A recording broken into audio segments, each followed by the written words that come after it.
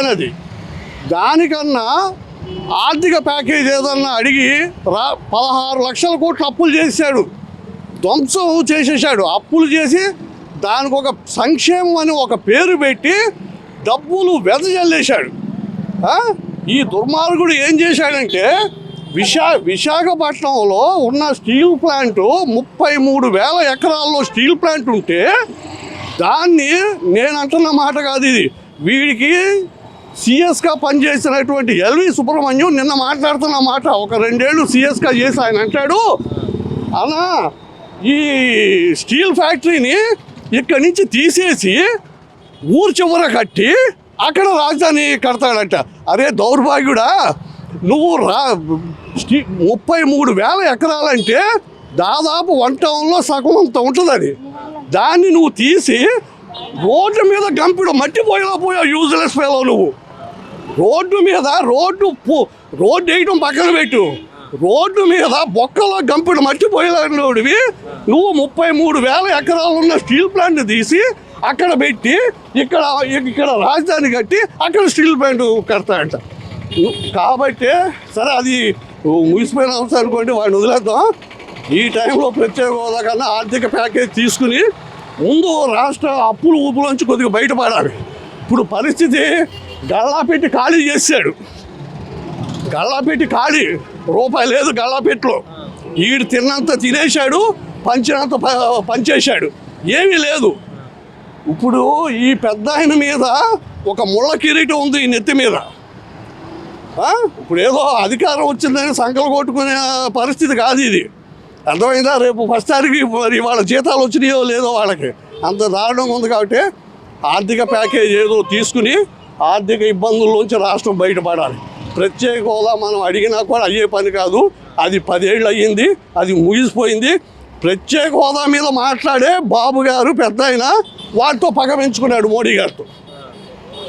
మోడీతో పగ ఎందుకు వచ్చింది? 19 ఎందుకు బయటకు వచ్చాడు ఆయన? ఈ ప్రత్యేక హోదా విషయంలోనే దాంతో విభేదించి బయటకు వచ్చాడు.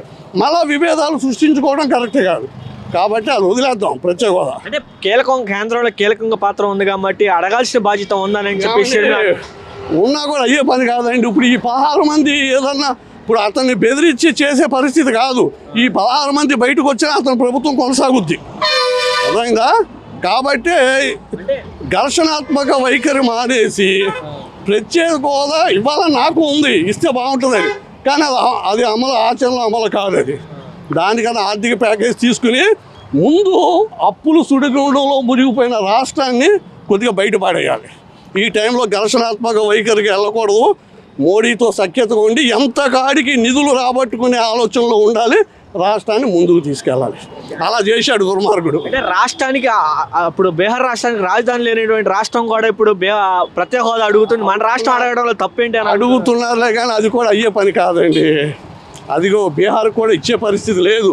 ఇప్పుడు మీకు ఒక ఆంధ్రప్రదేశ్ ఒక బీహార్తోనే అయిపోదు ఇది. ఒకవేళ ఇవ్వటం అంటూ జరిగితే ఇంకా కొన్ని రాష్ట్రాలు ఇంతకన్నా వెనకబడ్డ రాష్ట్రాలు దేశంలో చాలా ఉన్నాయి. ఈశాన్య రాష్ట్రాలు, కొండ ప్రాంతాల్లో రాష్ట్రాలు ఇంకా బ్యాక్వర్డ్గా ఉన్నాయి. అవి వాళ్ళు బయటకు వస్తారు.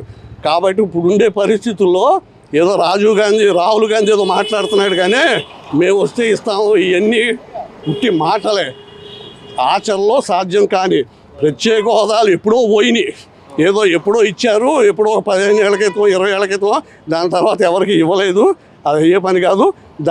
దాని ఇన్ ప్లేస్ ఆఫ్ ప్రత్యేక హోదాని ఆర్థిక ప్యాకేజ్ ఏదో అన్నాడు అప్పుడు ఆయన మోడీ, ఏదో డబ్బులు ఇస్తాం తీసుకోండి చేసుకోండి అన్నాడు. సరే అన్ని రాష్ట్రాల సంగతి ఎలాగైనా ఉండేవండి, మన రాష్ట్రం అయితే కుక్కలు చింపిన విస్తరైపోయింది. వాళ్ళ 500 కోట్లు పెట్టి అది కట్టాడు. అక్కడ 500 కోట్లు పెట్టి నువ్వు చేసింది ఏంట్రా ఈ 5 ఏళ్లలో అంటే 14 లక్షల కోట్లు అప్పులు చేసి డబ్బులు పంచావు, నువ్వు ఉండటానికి ఒక ప్రస్థానాలు కట్టించావు.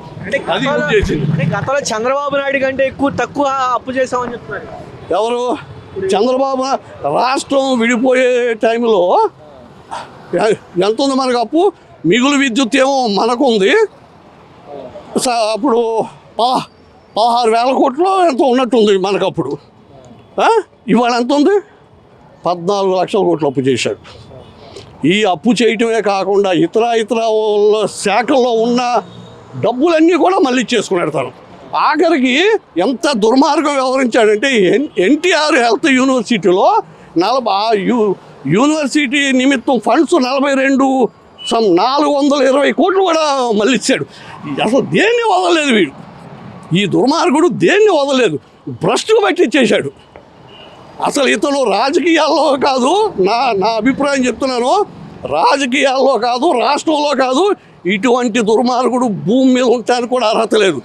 ఈ దుర్మార్గుడు మళ్ళా వచ్చాడంటే ఇంతకన్నా విధ్వంసం చేస్తాడు.